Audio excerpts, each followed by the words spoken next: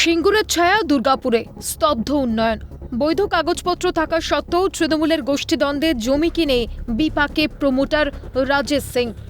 ভেস্তে গেল প্রায় 5 কোটি টাকা ব্যয়ে রিসর্ট ও ইকো ট্যুরিজমের পরিকল্পনা। রবিবার জমি দখল নিতে গিয়ে তৃণমূল কর্মীদের একাংশের ক্ষোভের মুখে পড়তে হয় প্রমোটারকে। তার দাবি, কারখানা তৈরি হলে হতো কর্মসংস্থান, খুলে যেত রোজগারের পথ। ইচ্ছা করে ক্রিয়েট করছে। আচ্ছা, আপনারা কিনেছেন জমিটা? হ্যাঁ কিনেছি, কি কাগজ আছে, পেপার আছে। কত কর্মসংস্থান হতো যদি এই প্রজেক্টটা তৈরি হয়? প্রজেক্ট 2 বছর মধ্যে গ্রামে উন্নতির জন্য অত এখানে ফরেস্ট হয়, যেটা পারানগঞ্জকে কেউ চিনে না ভবিষ্যৎ ম্যাপে, সেটা এই এলাকা মানুষ চিনতে পারবে। এবার কি চলে যাবেন যদি এরকম যদি হয়? কি করবো, প্রজেক্ট বন্ধ করতে হবে। আমাদের গ্রামে কিছু অসাধু ব্যক্তি আছে, পার্টিতে ইনভলভ আছে, তাদের মধ্য দিয়ে এইসব খাস জমি বিক্রি হচ্ছে। আমরা মুখ্যমন্ত্রীর কথা অনুযায়ী স্মরণ করে এই প্রতিবাদে নেমেছি।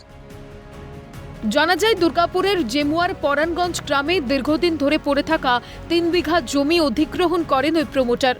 ওই খাস জমির দখল কোন গোষ্ঠীর হাতে থাকবে তা নিয়ে তৃণমূলের 2 গোষ্ঠীর মধ্যে বিবাদ। কোনোভাবে জমির দখল নেওয়া যাবে না বলে হুঁশিয়ারি তৃণমূল কর্মী সহ গ্রামবাসীদের।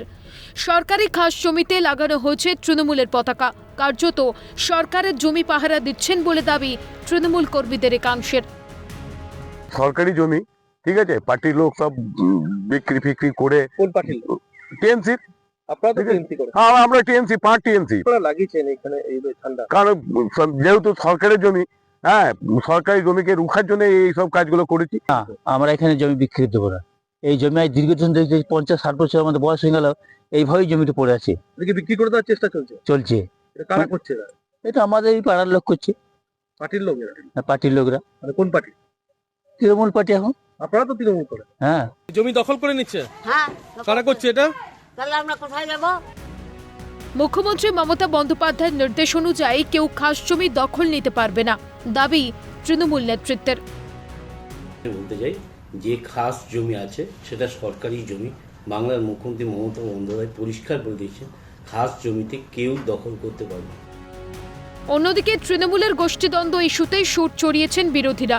তৃণমূলের শাসনকালে গোটা বাংলা শ্মশানে পরিণত হয়েছে। দুর্গাপুরের উন্নয়নকে স্তব্ধ করে দিতে চাইছে। সিঙ্গুরের আন্দোলনকে সামনে রেখে কটাক্ষ বিজেপির।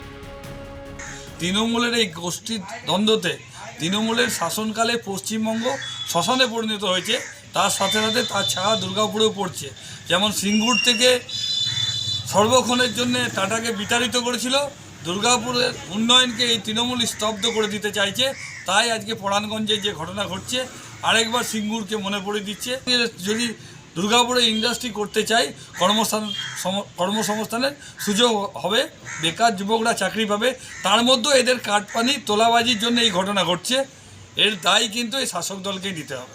এক পক্ষ পেয়েছে আর এক পক্ষ পায়নি, তার লড়াই, তৃণমূলের গোষ্ঠীর লড়াই। যদি দুপক্ষই সমান ভাগে ভাগ পেত, কেউ আন্দোলন করতো না, কেউ কিছু করতো না। ঘটনা উস্কে দিল 2006 সালের সিঙ্গুরের জমি আন্দোলনের সেই স্মৃতি।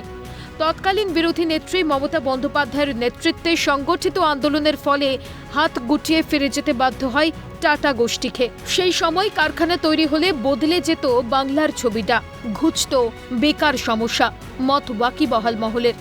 প্রায় 18 বছর পর যেন তারই পুনরাবৃত্তি।